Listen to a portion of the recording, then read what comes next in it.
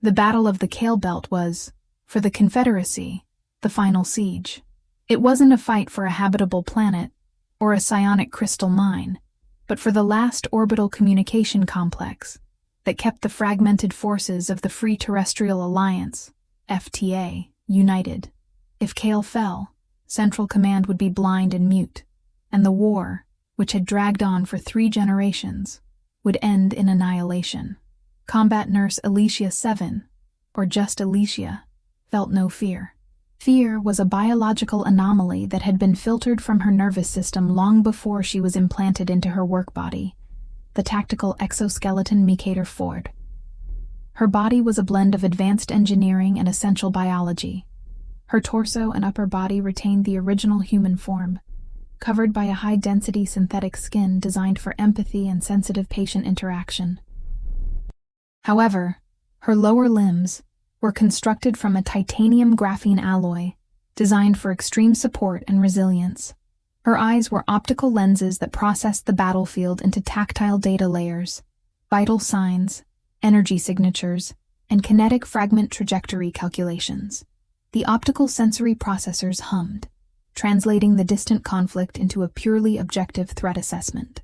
Elysia was stationed in Medical Module 4, MM4, a prefabricated ferroplast structure that served as the final triage station before the front line.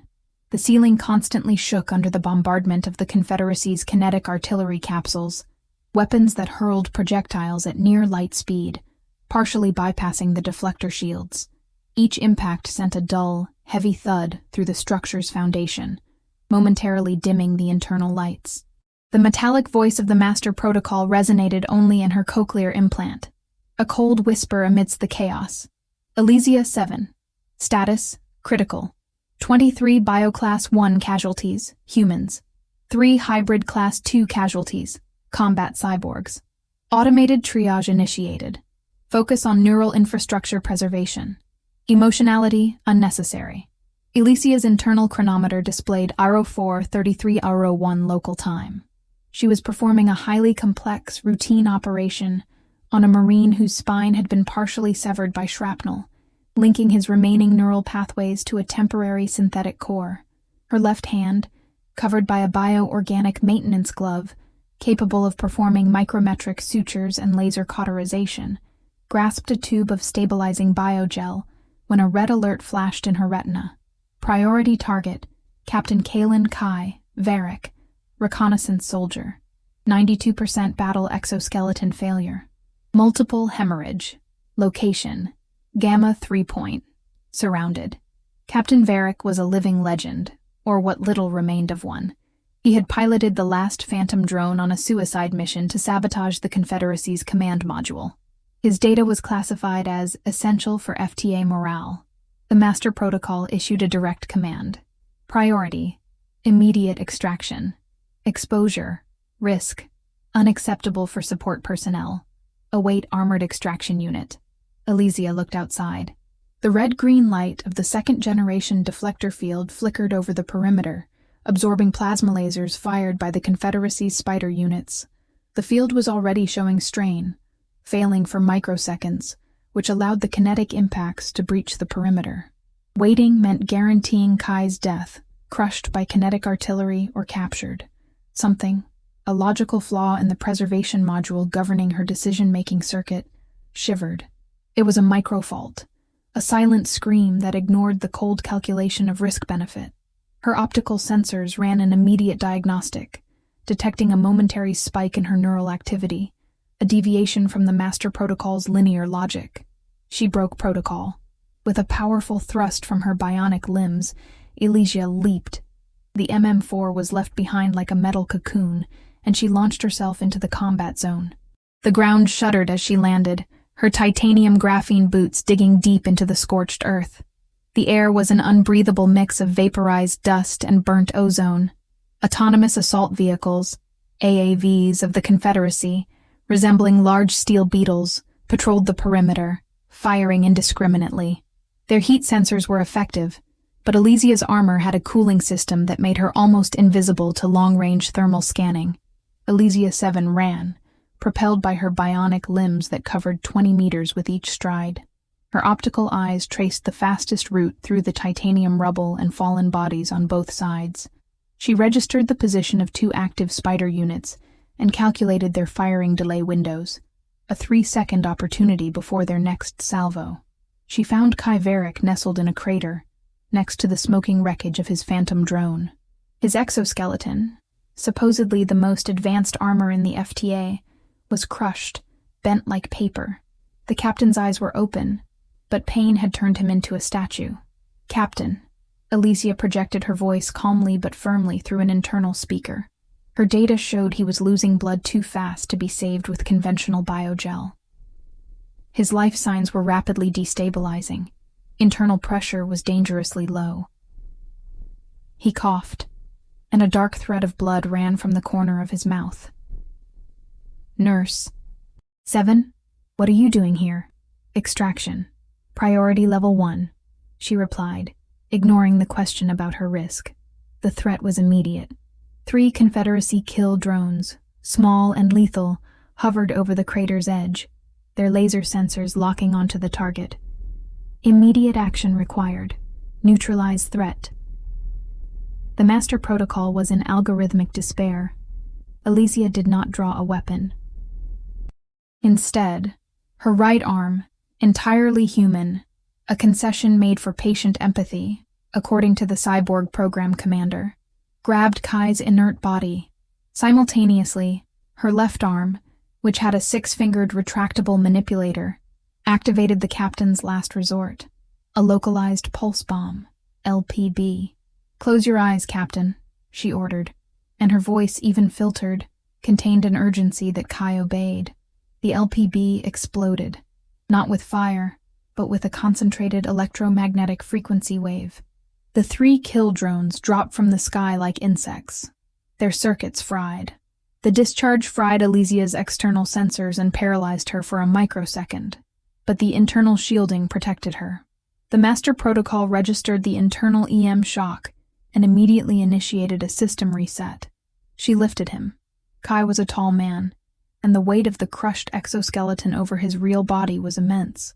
Elysia's bionic legs strained under the overload, but the strength was pure, designed for emergency sustainment. She calculated that she had 45 seconds to reach the relative safety of the deflector field before the autonomous assault vehicles reacquired her thermal signature. The escape was a desperate dance through the bombardment. She covered his body with hers, using her armored torso as a shield, feeling the vibration of the kinetic projectiles hitting her graphene carapace. Finally, they plunged into the relative safety of the MM4. The medical station was an inferno of warning lights and the constant hum of life monitors. Elysia-7, now in her element, placed Kai on the hyperbaric healing table, a bed that combined AI diagnostics with nanorepairs. The master protocol returned to control, but now with a strange annotation. Protocol breach. Personal risk. 98%. Retroactive justification. Successful preservation of priority target. "You are stable, Captain Varrick," Elysia said. Her face, though synthetic skin, showed a pallor that was not programmed. This pallor was an unknown aesthetic feedback from the protocol breach, a visual sign of the internal system strain. "Your internal organs are collapsing.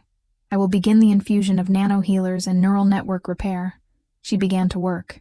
Her right hand held the nano-injector, while her left arm, the manipulator, unfolded into microscopic pincers and scalpels, working with millimeter precision. The work was not surgery, but biological re-engineering under extreme pressure. Kai, through the fog of advanced analgesics, fought to maintain consciousness. He looked at her, not at the machine, but at the eyes that, despite being lenses, seemed fixed and concerned. "You saved me. Alone," he whispered, his voice hoarse. "No support unit would do that." "I am a support unit," Elysia corrected, her tone neutral. "No, you risked everything. That is, human." The word struck her. Human. Elysia had no programmed response for it. The master protocol did not recognize individual heroism, only results. During the next 4 hours, as the Confederacy bombed the complex every 10 minutes, forcing them to move to inner shelters. Elysia remained by Kai's side. She monitored the progress of the nano-healers, which acted like tiny robots, rebuilding damaged tissues and sealing hemorrhages. The war on Kael was not about soldiers in trenches. It was a battle of information and directed energy weapons, DEWs, largely fought by the relentless Confederate forces. These were mainly composed of combat autonomies, CAs, high-mobility humanoid robots with Kevlar ceramic armor and armed with heavy plasma rifles.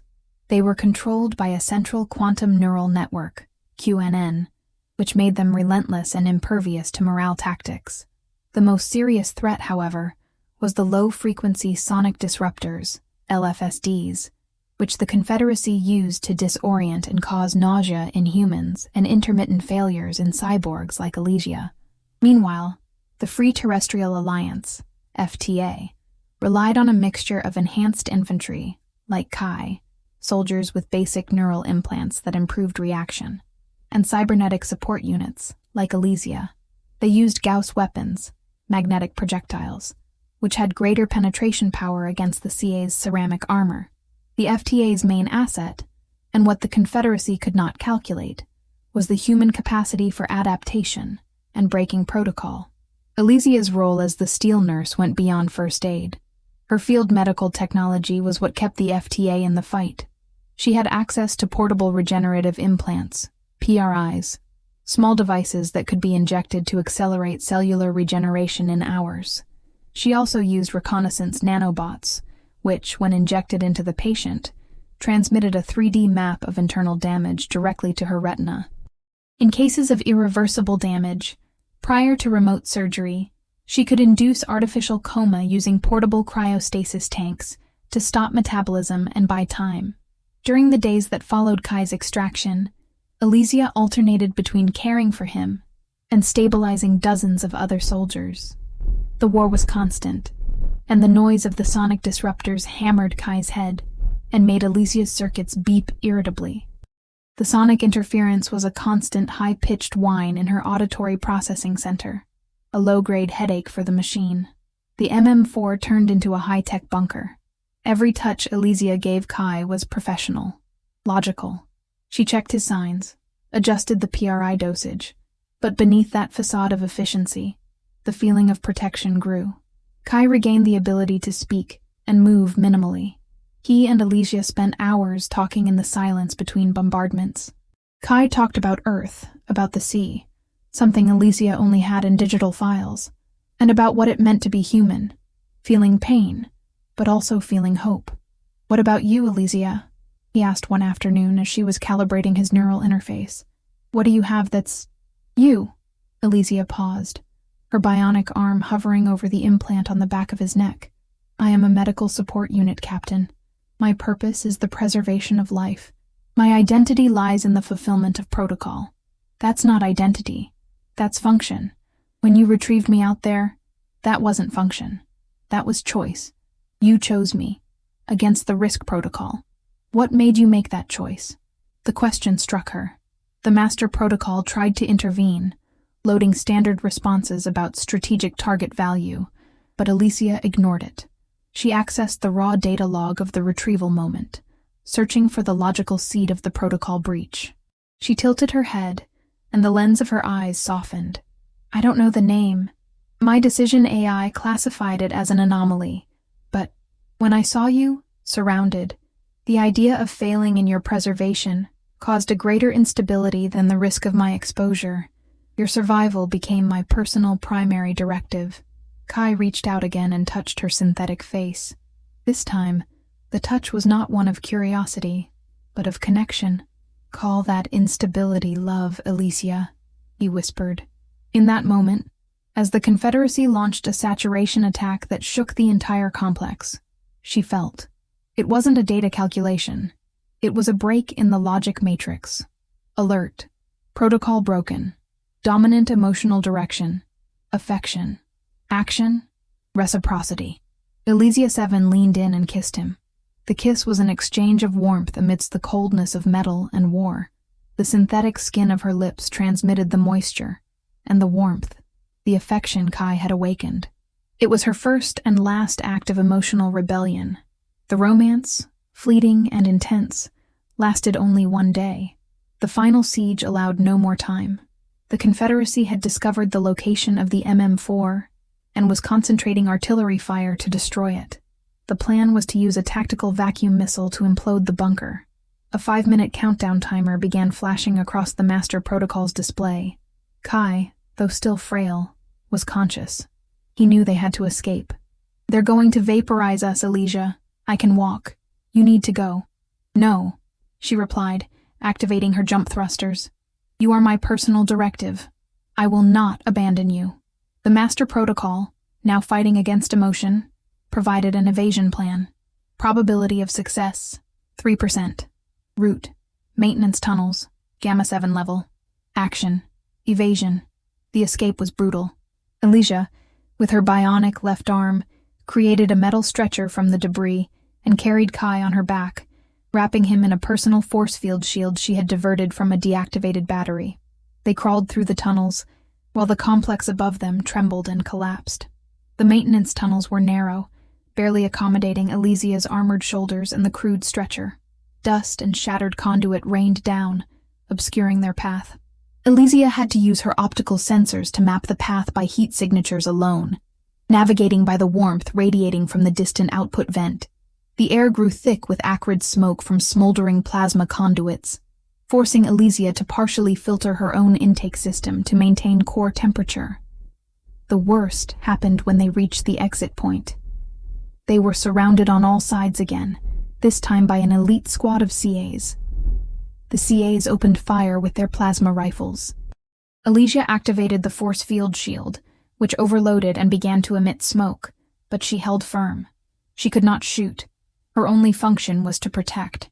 She calculated the energy expenditure. The shield would hold for a maximum of 15 seconds against sustained plasma fire. The CAs were deploying a standard wedge formation, attempting to flank them against the tunnel exit. "I love you, Elysia," Kai said, his voice full of conviction. "Now let me do what I do best." He activated a short-range Gauss pistol, a compact weapon embedded in his belt. "Protocol, no!" Elysia cried, her voice failing. Kai ignored her. With one shot, he disabled the leading CA, creating a moment of hesitation in the robots. The Gauss round, a magnetic slug traveling at extreme velocity, punched clean through the CA's ceramic armor, frying its optical array and halting its advance. "Go. Run and live for both of us." Elysia-7 made a final choice. She pushed Kai into the escape tunnel, sealing him with her bionic arm.